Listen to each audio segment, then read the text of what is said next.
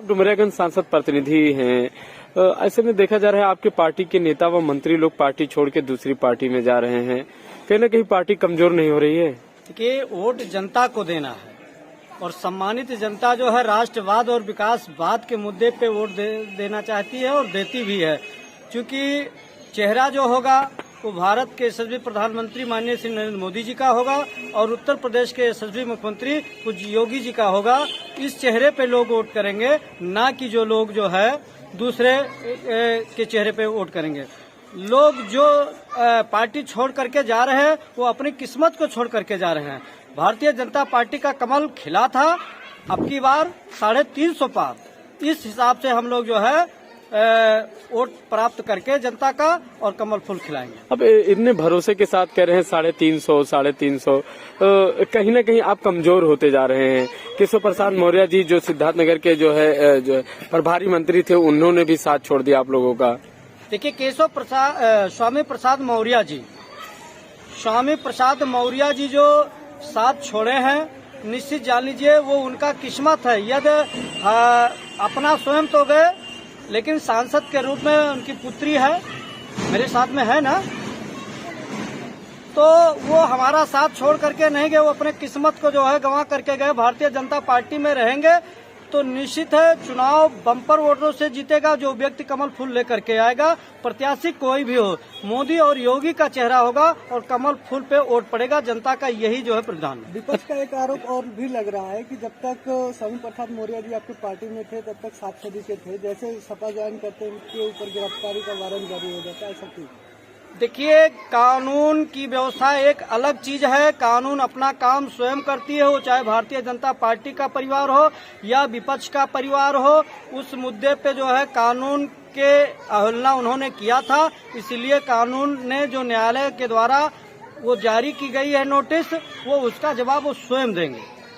अच्छा, कहीं न कहीं आप लोग कह रहे हैं विकास हमने किया है, विकास तो फिर हिंदू मुस्लिम करने की क्या जरूरत है? कभी मैं हिंदू मुस्लिम नहीं करता।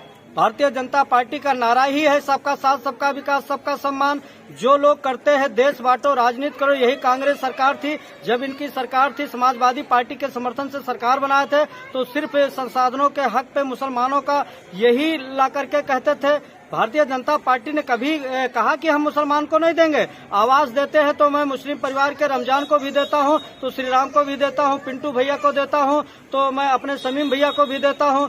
तो कौन कहता है भारतीय जनता पार्टी जो है हिंदू और मुसलमान की बात करती है? मैं तो हिंदू और मुसलमान को और देश को मिला करके चलने का संकल्प लेता हूं। जो राष्ट्रवाद में कमल का फूल खिलेगा, यही इस बार में डुमरियागंज नहीं पूरे उत्तर प्रदेश में कमल खिल करके जो है मोदी जी के नेतृत्व में योगी जी मुख्यमंत्री बनेंगे।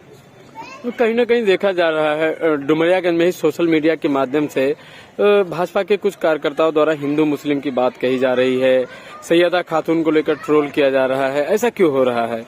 देखिए, भारतीय जनता पार्टी के कभी भी कार्यकर्ता जो है किसी के खिलाफ कोई अभद्र टिप्पणी नहीं करते। वो तो भारतीय जनता पार्टी के परिवार नहीं होंगे जो अभद्र टिप्पणी किसी के खिलाफ करते हैं। वो तो एक साजिश के साथ में है कि समाजवादी पार्टी का कर्म था कि जब समाजवादी पार्टी की सरकार आती थी तो गुंडई चरम सीमा पे थी। आप बताइए, जो है अतीक अहमद अंसारी आपके जो है या इलाहाबाद के लोग हों, जितनी गुंडई करके उन्होंने जमीनों पे कब्जा किया था, किसके सरकार में कब्जा छुड़वाया गया? वो जमीन छुड़वा करके गरीबों का हक जो है पूज्य योगी जी ने वापस किया है। तो भारतीय जनता पार्टी का एक ही नारा है कि सुंदर साफ सुथरा विकास होगा और राष्ट्रवाद होगा, और जो उत्तर प्रदेश में अपराधी होंगे वो उत्तर प्रदेश के बाहर होंगे, या तो गलत करेंगे तो उनको ठोक दिया जाएगा। हाँ, जो है आपने जो है 3 तलाक के कानून लाया था, ऐसे में क्या मुस्लिम महिलाएं आपके साथ रहेंगी? बिल्कुल, मुस्लिम महिलाएं, देखिए जो भी पीड़ित परिवार है, भारतीय जनता पार्टी का नारा जब सबका साथ, सबका विकास, सबके सम्मान की बात करना है, तो यदि देश में हमारी बहनें जो है तलाक प्रथा से पीड़ित थी और उसको निजात हमारे भारत के यशस्वी प्रधानमंत्री माननीय नरेंद्र मोदी जी ने दिलाया है कानून बना करके, तो निश्चित है उनको राशन मिल रहा है, उनको आवास मिल रहा है, उनको शौचालय मिल रहा है, उनको पीड़ा से निजात मिला, तो निश्चित है कमल फूल पे वोट पड़ेगा।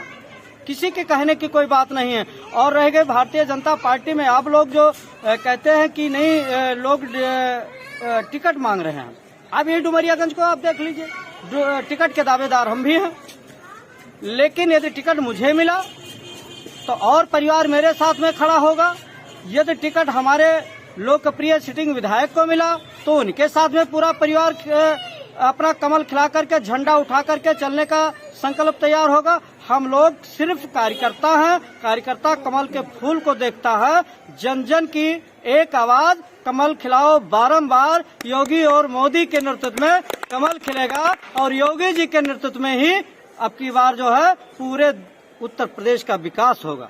अच्छा, कहीं न कहीं जो है जो लोग छोड़ के गए हैं पार्टी, उनके लिए क्या कहेंगे आप? मैं कहना चाहता हूं, भगवान सद्बुद्धि उनको दे, बजरंग बली उनको सद्बुद्धि दे।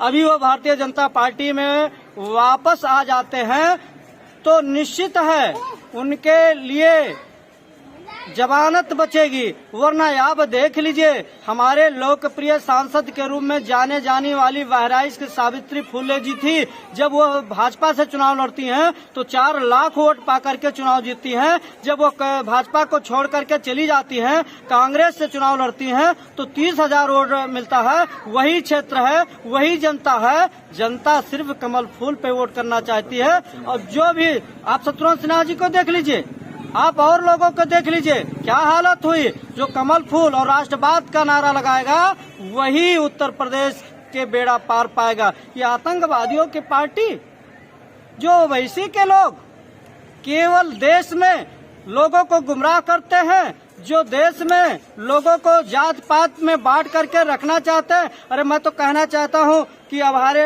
अभी लोकप्रिय विधायक यहाँ माननीय राघवेंद्र प्रताप सिंह जी हैं, इनके बारे में ओवैसी के मंच से कहा गया कि यदि आपकी माँ ने आपको दूध पिलाया है तो आप सिद्धार्थनगर के या हमारे ओवैसी के आंख में आंख मिला करके देखो। मैं बता देना चाहता हूं कि भारत का हर राष्ट्रवादी युवा पूज्य योगी जी के साथ में है, पूज्य राघवेंद्र जी के साथ में है, और पूज्य जो है हमारे भारत के यशस्वी प्रधानमंत्री जी के साथ में है। जो भी राष्ट्रवादी परिवार है, जो भाजपा के लिए कमल खिलाने के लिए तैयार रहता है, वो सबके साथ में है।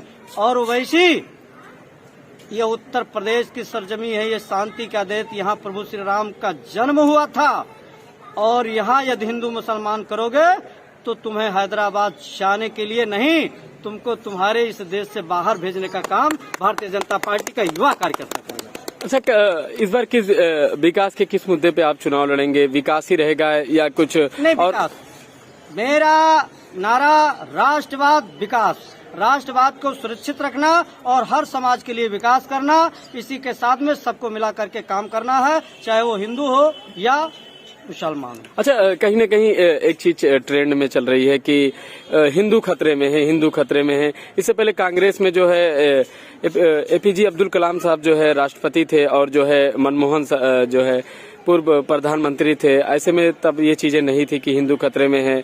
आज जब प्रधानमंत्री नरेंद्र मोदी जो है केंद्र में है और जो है योगी आदित्यनाथ जी जो है हिंदुओं के कहीं न कहीं जो है गुरु माने जाते हैं, तो फिर आज कैसे जो है हिंदू खतरे में हो गया? मैं आपको बता देना चाहता हूं कि भारत के यशस्वी प्रधानमंत्री श्री नरेंद्र मोदी जी आए तो राष्ट्रवाद के नारे के साथ में पूरे हिंदू समाज नहीं, सब समाज के जो है सम्मान दिलाने का काम किया। आप बताइए, जहां भारतीय जनता पार्टी की सरकार नहीं है, आप चलिए पश्चिम बंगाल में जहां ममता बनर्जी रहती हैं, आप बताइए हिंदू परिवार वहां मूर्ति रख करके पूजा इत्यादि नहीं कर सकता है और वहां हिंदुओं की ही हत्या होती है। तो क्या हिंदू परिवार जो है खतरे में नहीं है? और हिंदू होना ये गलत है? आज हम गर्व से कहते हैं कि हम सनातन धर्म के परिवार हैं और सनातन धर्म के ही मंदिरों में एक गूंज उठता है कि विश्व का कल्याण हो। आप बताइए, किसी भी चर्च में, किसी भी जो है मस्जिदों में, किसी भी कहीं भी धार्मिक स्थल में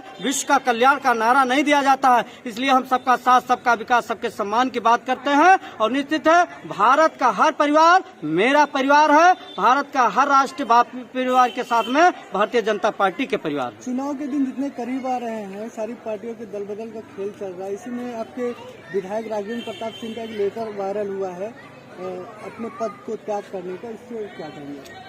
भारतीय जनता पार्टी के राष्ट्रवादी व से ओतप्रोत और हिंदू हृदय सम्राट राघवेंद्र प्रताप सिंह के इस लेटर के साथ में निश्चित है कोई साजिशन है। वो तो भारतीय जनता पार्टी के परिवार जन्म से लेकर के और मरण तक रहेंगे। उनको कोई भारतीय जनता पार्टी से अलग नहीं कर सकता है। जिस प्रकार से अलग कब होता है, जब शरीर से किसी की आत्मा निकल जाती है, तो राजेश द्विवेदी और राघवेंद्र जी तभी भारतीय जनता पार्टी से अलग होंगे। हिंदू परिवार और इस उत्तर प्रदेश का हर राष्ट्रीय परिवार मेरा परिवार है। मैं हर परिवार के लोग को लेकर के चलूंगा। जो गलत वायरल दिखाया जा रहा है ये गलत है, इसका खंडन होना चाहिए। अच्छा, महीने पहले भी ट्रांसफर को लेकर उन्हीं का एक लेटर जारी हुआ था जो फर्जी निकला था। इस बार फिर एक लेटर वायरल हो रहा है, ऐसा क्यों नहीं? निश्चित है उसके खिलाफ कार्रवाई होगी। जिसने भी ऐसा किया है जांच होगी। और यह निश्चित है भारतीय जनता पार्टी का परिवार हर परिवार के साथ में खड़ा है। जय मोदी, जय योगी, जय जगदम्बिका पाल, जय श्री राम। अच्छा, आपके जो है गठबंधन की पार्टी के अपना दल के जो है विधायक चौधरी अमर सिंह इस्तीफा दे दिए हैं। कहीं न कहीं जो है चर्चा में है कि ये भी सपा ज्वाइन कर सकते हैं। ऐसे में उनके लिए क्या कहेंगे आप?